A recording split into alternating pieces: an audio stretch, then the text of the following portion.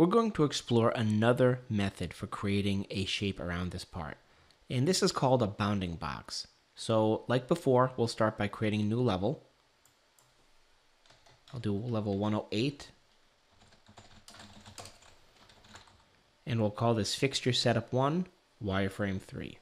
This will also be the active level, and I will hide level 107 just to make it easier. And I'll turn on level 10 for part geometry. With 108 being my active level, let's go to bounding box. Now I'm still drawing in a two-dimensional mode. Down here my construction mode is set to 2D, and I'm still at Z minus 15.5, which, if you recall, was set when I selected the bottom of my part. So in the bounding box function, I'm going to select the geometry that I want to use to define the bounding box, and I hit End Selection. With the bounding box tool selected, I can choose the shape called rectangular, and I can add in whatever size I want. In this case, it's creating a shape that precisely fits the part. In this case, I'm going to choose lines and arcs and corner points, so it's going to put a point on each corner.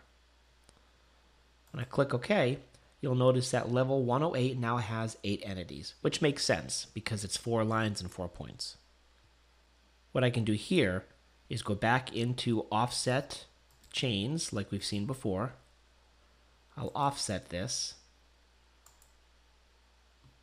off to the left, and again I'm gonna now do copy instead of move and click OK. And the only reason I did that is if we zoom in down here, we now have a location here which we know is 1 millimeter off to the left of the part and down from the part.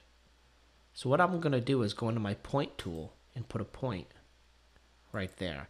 And we're going to use that for our new rectangular shape. So now let's click on all these pieces of geometry, everything except that one point.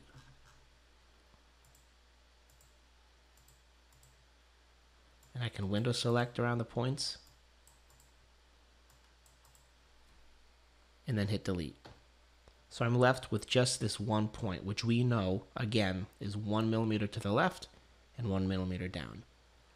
So now I'll go into rectangular shapes, and I'll use my 200 by 200, which remembers the settings from last time. And we're going to go right to there. So in this particular example, we did all that work just to get the point there.